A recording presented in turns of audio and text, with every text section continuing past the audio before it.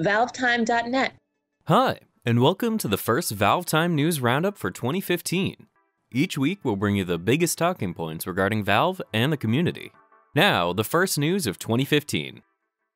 Even though the year has just begun, Valve have already announced the 2015 edition of the International Dota 2 tournament. The International 2015 will take place in early August between the 3rd and the 8th, placing it slightly later in the year than 2014's event. The tournament will once again take place in Seattle, Washington, likely at the Key Arena. Tickets aren't yet available, but Valve will announce their availability via the Dota 2 blog shortly before they are released. The 16 unannounced teams set to take part in the event have yet to be announced, but their invitations are expected to be sent out starting on May the 1st. Given there's still over half a year until the event is set to begin, spectators have plenty of time to make room in their schedule and to start looking into the availability of flights and hotels. We'll make sure to give you more information when it's available. Despite the announcement of the International not happening until earlier this week, Dota 2 still managed to pass an impressive milestone, surpassing 10 million unique monthly players on January 1st, 2015. This is the first time Dota 2 has ever surpassed the 10 million monthly player figure after previously sitting at 8 to 9 million regular users for the vast majority of 2014. The game has since peaked at 10,243,291 players this weekend, meaning Dota 2 is still Valve's most popular current title by far, easily beating out Team Fortress 2 and Counter-Strike Global Offensive combined. This doesn't really provide us with any insight regarding how many total unique users have played Dota 2 throughout its lifetime, but it's clear the game still has plenty of room to grow despite already having sat as both Valve and Steam's most played title since well before its launch in July 2013. While there weren't many major content patches over the break, Team Fortress 2 did receive its annual Smissmas update shortly after our last episode back in December. The Smissmas 2014 update introduced 29 cosmetic items, a pair of new keys for the event's Naughty and Nice crates, significant balance alterations to the Demo Man and his weaponry, and 3 new weapons, including the Iron Bomber and Quickie Bomb launcher for the Demo Man, and the Panic Attack for any class able to equip a shotgun. While it's possible these neat new additions may have sufficed in years gone by, it would appear Valve weren't ready to take any chances after the controversial end-of-the-line update earlier that month. To fill the content void, Valve announced Mannpower, a brand new game mode currently restricted to the Manco beta maps program. There's a specific reason why the game mode is restricted to the beta-only program alongside Asteroid and Cactus Canyon, however, as it features a number of significant balance-altering additions, primary of which is the grappling hook. Available for use by all classes via the action slot, the grappling hook can be used to pull the player across long distances to walls, ceilings, floors, and even players. The grappling hook is accompanied by 9 different power-ups which can be collected throughout the map. Upon collecting a power-up, the player will receive one of several bonus gameplay effects, including strength, resistance, haste, regeneration, precision, agility, and so on. Thankfully, both the grappling hook and the 9 individual power-ups are restricted for use within the Mannpower game mode, meaning the game balance present throughout the rest of Team Fortress 2 should remain exactly the same. Since these weird new changes mess up the traditional gameplay quite a bit, the Mannpower game mode is currently also restricted to a special new form of Capture the Flag, where flags can be instantly returned to a team's base simply by touching them, and where each team has to capture a minimum of 10 times to win rather than the usual 3. To accommodate 2 older 5 control point maps have been converted, namely 5 Gorge and Foundry, both of which feature slightly larger skyboxes and additional gameplay spaces to let players really let rip with the infinite length grappling hooks. If you're looking for a more in-depth look at the Mannpower game mode in action, you may want to check out our very own 9-minute gameplay preview we released on the day of the Smissmas updates released back in late December. While it doesn't feature the fabulous voice of myself, Mr. James Rossi, Nick created a bunch of hopefully helpful pop-up icons which provide information regarding whichever of the power-ups are in play and how they are contributing to the ensuing madness. It's worth noting that Valve are looking for a lot of feedback regarding the new game mode, so be sure to head on over either to Valve's contact page or the Team Fortress 2 Steam forum.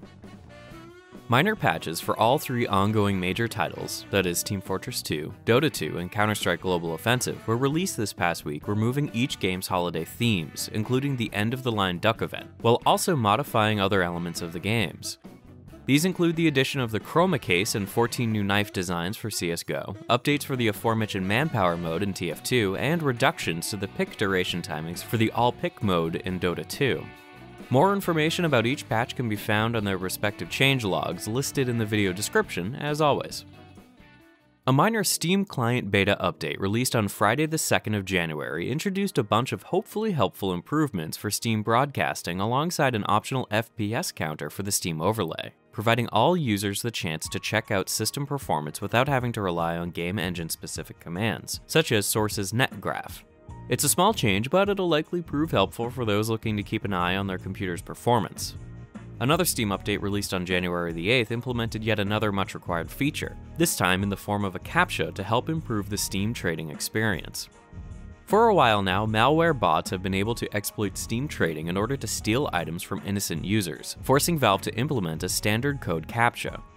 The CAPTCHA will appear while users attempt to complete a trade, preventing all bots, except those from whitelisted websites, from finishing a transaction. Shortly after it was implemented, the system was bypassed by malware creators, forcing Valve to update this system to use Google's I am not a robot option, shown here. We've heard this version is substantially harder to crack than the original code version, so hopefully this should help prevent the rampant theft of Steam items. We've been telling you a while about how Valve are planning to have a large Steam presence at GDC 2015 in March, but we recently got some additional confirmation about what exactly will be shown off at the event.